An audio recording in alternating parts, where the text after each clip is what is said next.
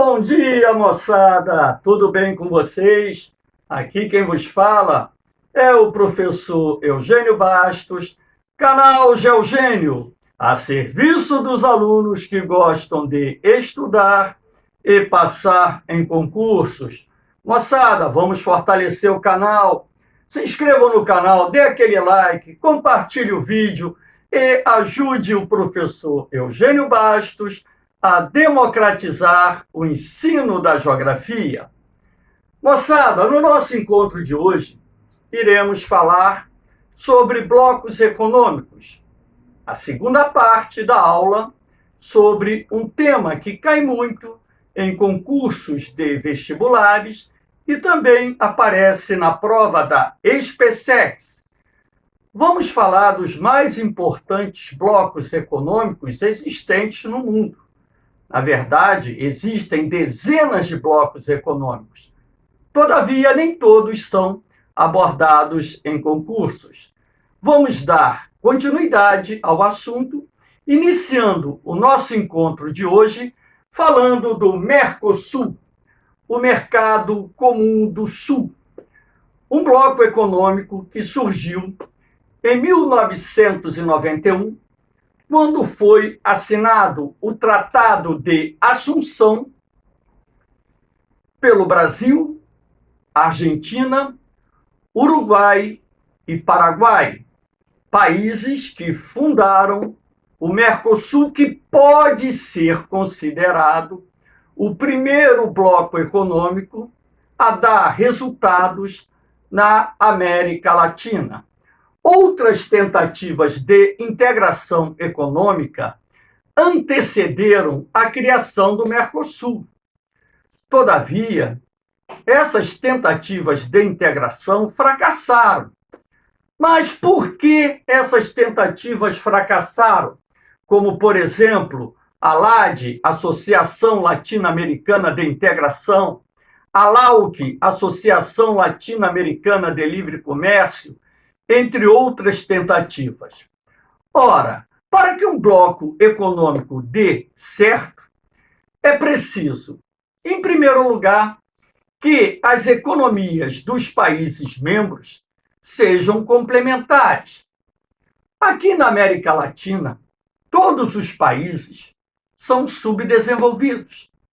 E há décadas atrás, eram países meramente exportadores de produtos primários, derivados da agricultura, derivados do extrativismo.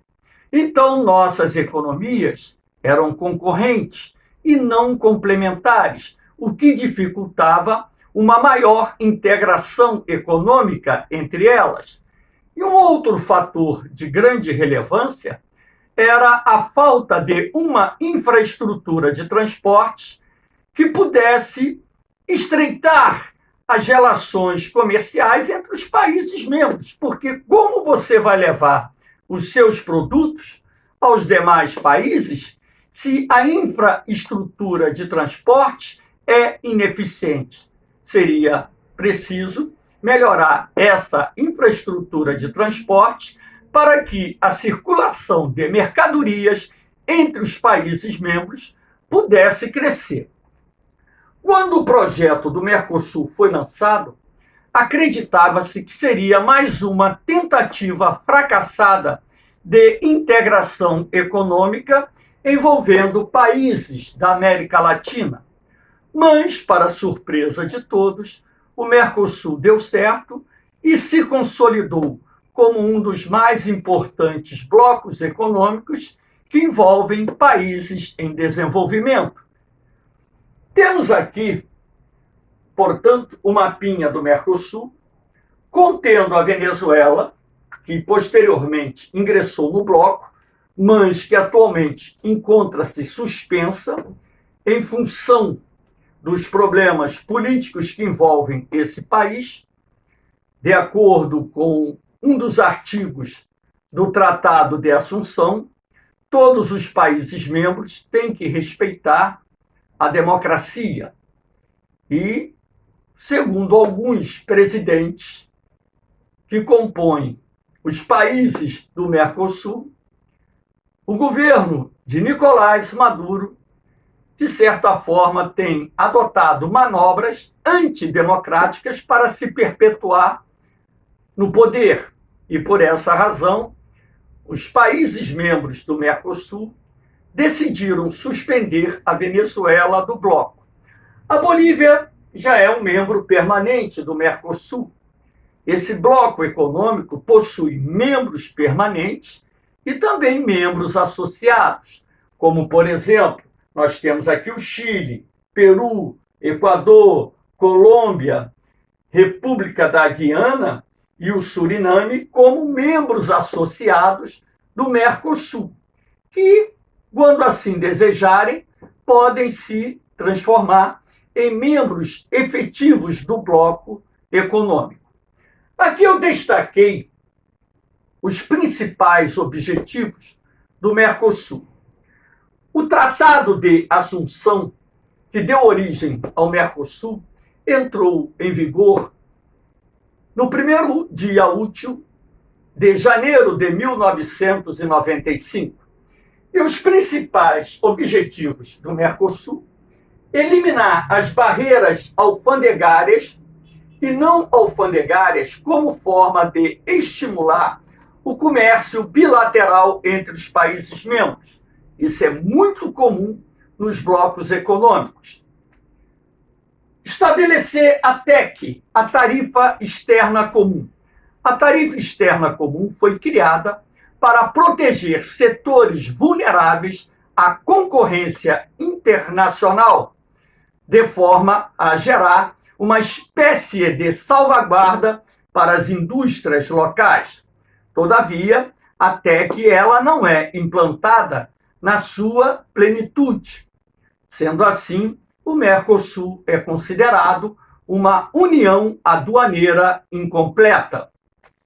Permitir a livre circulação de trabalhadores, mercadorias, serviços, capitais, assim como ocorre, por exemplo, na União Europeia. Uma pessoa maior de idade, ela não precisa de passaporte para viajar dentro do Mercosul. Basta apresentar a sua carteira de identidade. O menor de idade, ele precisa de uma autorização específica. O Mercosul, portanto, é um bloco econômico que se consolidou, que deu resultado, contrariando as estimativas feitas por analistas que afirmaram que seria mais uma tentativa fracassada de integração econômica envolvendo países da América Latina. Aqui nós temos a Aliança do Pacífico. A Aliança do Pacífico é um bloco econômico criado no ano de 2012. Podemos assim dizer que é um bloco econômico novo, recente. A Aliança do Pacífico é constituída pelo Chile, Peru, Colômbia, México e Costa Rica. Esses países criaram a Aliança do Pacífico, um bloco econômico que surge, de certa forma, para rivalizar com o próprio Mercosul. Um bloco econômico que apresenta um PIB considerável para a América Latina, dentro do contexto latino-americano, um bloco econômico que tem como principais objetivos eliminar todas as barreiras alfandegárias para estimular o comércio entre os países membros. O objetivo é zerar todas as barreiras alfandegárias. Moçada, vocês têm que levar em consideração que o princípio que rege todo e qualquer bloco econômico para o estreitamento das suas relações comerciais e o crescimento do comércio bilateral, ele passa por esse processo de eliminação ou redução das barreiras alfandegárias e não alfandegárias. Coloque esse objetivo e estende esse objetivo para todo e qualquer bloco econômico existente. promover tratados de livre comércio entre outras nações e blocos econômicos, algo que já vem acontecendo há algum tempo. O Chile, por exemplo, tem um tratado de livre comércio com o NAFTA. A Colômbia seguiu o caminho, o México já pertence ao NAFTA. Então, dessa forma, esses países procuram estreitar os seus laços comerciais com outros blocos econômicos, com outros países, de forma a estimular o desenvolvimento econômico regional. Adotar políticas que estimulem o desenvolvimento e aumente a competitividade das economias dos países membros. Esse também é um objetivo que está inserido em todos os blocos econômicos. Adotar medidas que estimulem o desenvolvimento econômico, busquem a competitividade dos seus setores produtivos, é mais do que necessário face à disputa acirrada que existe no cenário internacional em razão da presença ou da existência de um mundo globalizado. Estabelecer livre circulação de mercadorias, trabalhadores entre os países membros, que também é um objetivo que está inserido em muitos blocos econômicos.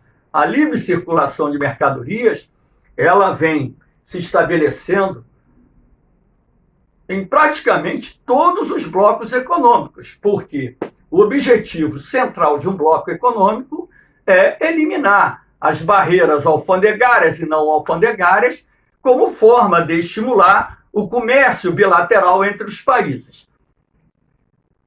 Aqui nós temos o ProSul.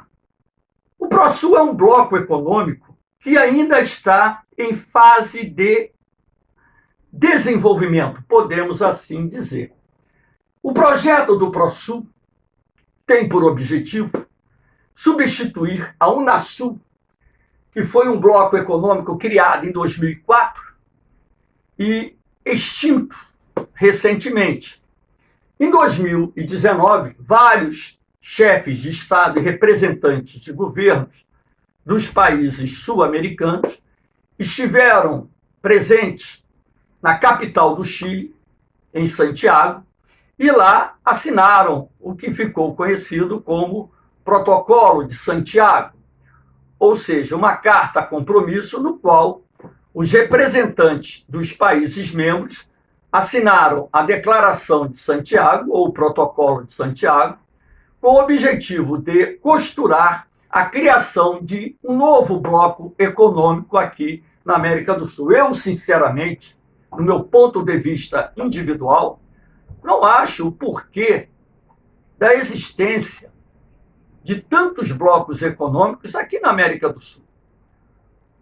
Na minha concepção, o que se deveria fazer é buscar uma reformulação do Mercosul de forma a fortalecer esse bloco econômico, não só regionalmente, como também no cenário internacional.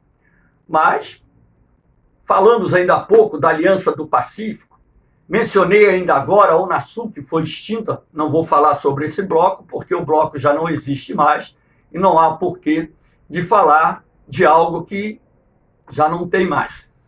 Aí, representantes dos países sul-americanos se reúnem, assinam uma declaração no qual se comprometem a criar um novo bloco econômico chamado ProSul. Esse bloco econômico tem por objetivo central estabelecer uma coordenação e cooperação para consolidar a integração econômica, crescimento e progresso dos países membros.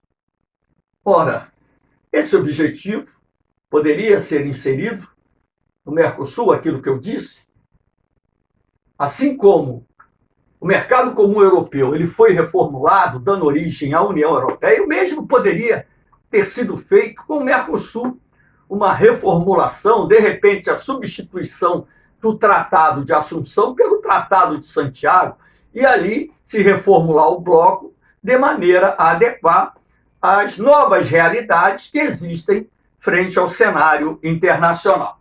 Aí você tem promover o desenvolvimento da infraestrutura, saúde, defesa, segurança, combate ao crime e resposta aos desastres naturais.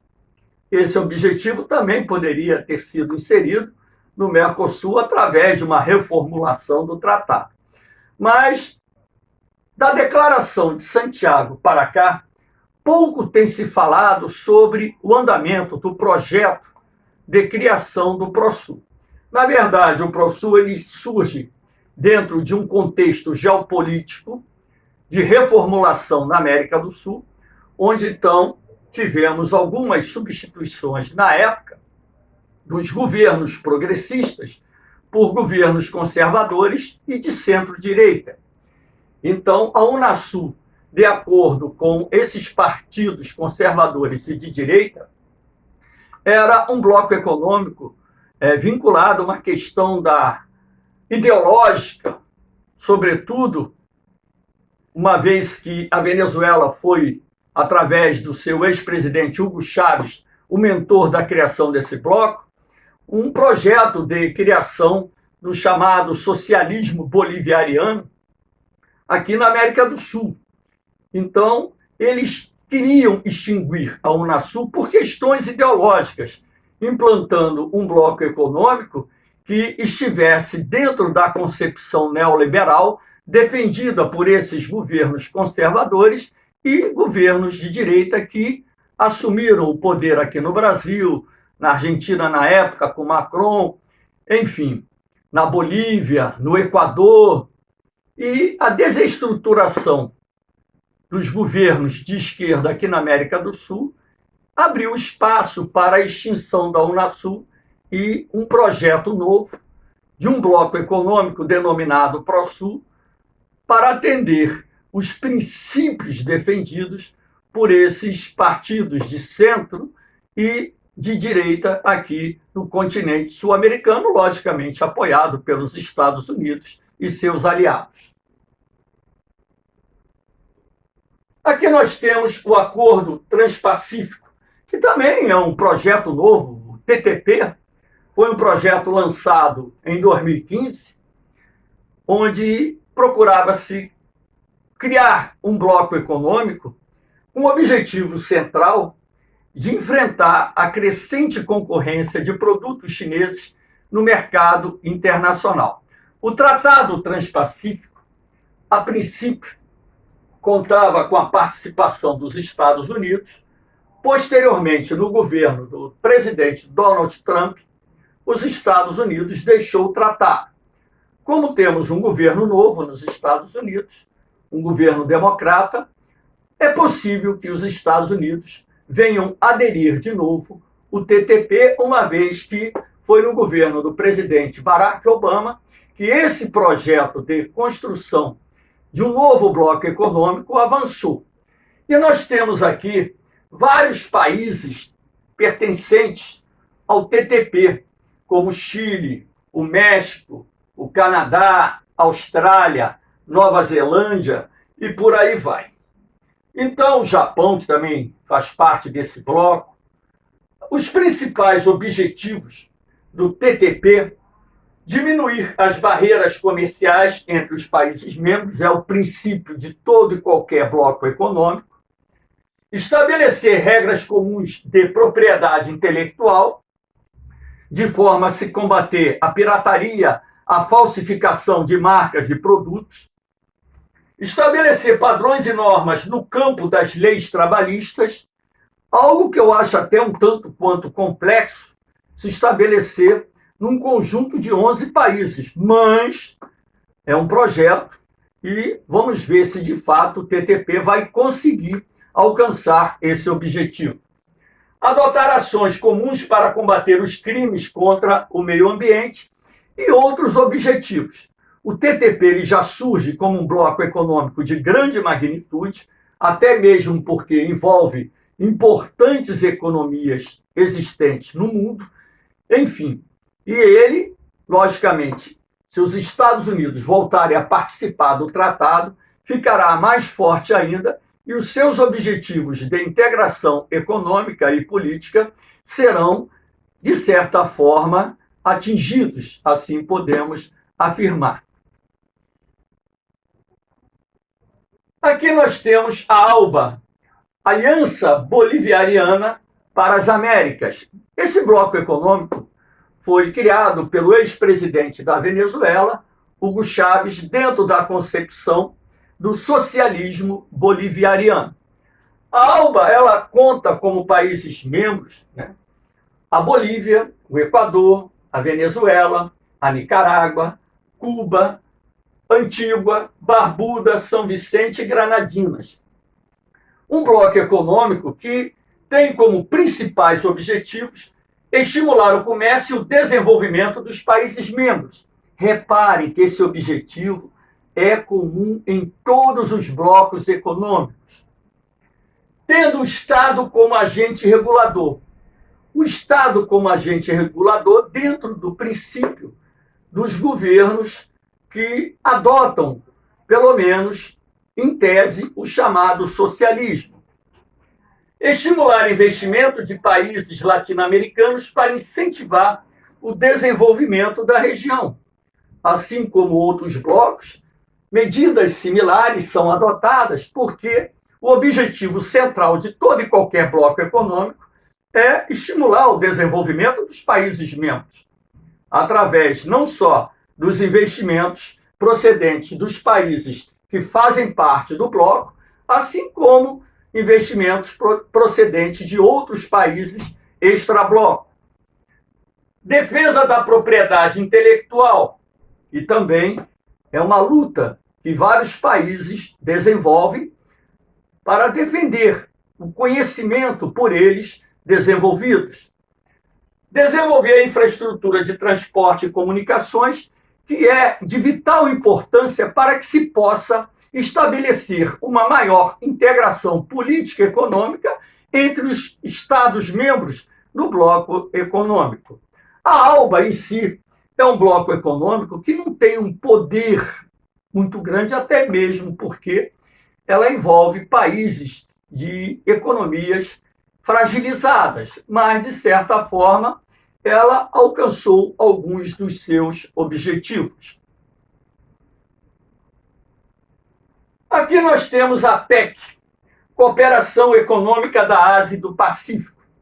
O projeto de criação da PEC surge lá no final da década de 1980, quando então mais de 20 países reunidos lançaram um projeto para a criação do maior bloco econômico do mundo. Na época, eu já dava aula, sou um professor que trabalha há 40 anos no magistério, e eu dizia que esse bloco econômico dificilmente iria se consolidar. Primeiro porque ele surge como um bloco econômico que não tem características de um bloco econômico, até mesmo porque a PEC ela não vem de acordos governamentais, e sim de acordos empresariais. Então, não é um bloco econômico aos moldes da União Europeia, do NAFTA, do Mercosul. Na verdade, a PEC ela vai surgir como forma de tentar se estabelecer uma zona de livre comércio entre os países membros, sendo que, para isso, seria necessário eliminar gradualmente as barreiras alfandegárias e não alfandegárias e também criar mecanismos que possibilitassem as economias menos desenvolvidas desse bloco adquirirem um grau de competitividade para não serem tragadas pelas economias dos países mais ricos. Da mesma forma que você tem grandes potências econômicas dentro do contexto da PEC, você tem países de economia fragilizadas, sobretudo aqui na América Latina e no sul-sudeste asiático. Aqui nós temos o conjunto de países que fazem parte da PEC, aqui na América do Sul, Chile, Peru. Temos na América do Norte, México, Estados Unidos, Canadá. Na Ásia, Japão, China, Hong Kong, Filipinas, Vietnã, Brunei, Singapura, Tailândia, Malaísia, Indonésia, Papua Nova Guiné, Austrália e Nova Zelândia. Esses são os países membros que compõem a PEC.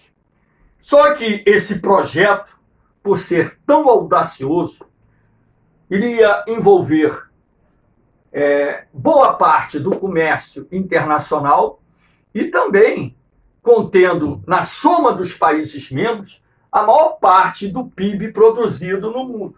Repare, 40% do comércio mundial, na época em que a PEC foi lançada, respondendo às economias desses países por 50%, ou seja, a metade do PIB produzido no planeta. Em 1994 foi firmado um acordo que previa a liberação total do comércio até 2020. Só que o ano de 2020 ele não veio acompanhado de informações que indicavam que esse livre comércio entre os países membros foi de fato estabelecido, até mesmo porque estamos vivenciando uma batalha comercial crescente, sobretudo envolvendo Estados Unidos e China, que são as duas maiores economias que estão dentro da APEC. Então, temos que aguardar de fato se esse bloco vai se consolidar, como foi projetado no início, enfim. Aqui nós temos um outro bloco econômico antigo, a ASEAN, Associação de Nações do Sudeste Asiático. Na verdade, em 1967, a ASEAN surgiu dentro do contexto da Guerra Fria, não como um bloco econômico, mas sim como um acordo de cooperação e respeito mútuo envolvendo os países do Sudeste Asiático. Basta lembrar que naquela época tinha guerra no Camboja, guerra no Laos, guerra no Vietnã. As questões na Coreia ainda continuavam, como continuam até hoje, relativamente tensas, enfim. Aí você tem, em 1992, já no período posterior à Guerra Fria, os países membros decidiram transformar a ASEAN numa zona de livre comércio. Para isso, logicamente, se faz necessário a eliminação das barreiras alfandegárias e não alfandegárias, como forma de estimular o comércio bilateral entre essas nações. O bloco econômico possui acordos de cooperação com Japão, China, União Europeia, enfim, que são de grande importância, até mesmo porque o Japão é o país que mais investe nos países que compõem a ASEAN. Podemos assim dizer que membros da ASEAN constituem uma extensão da economia japonesa no Sudeste Asiático.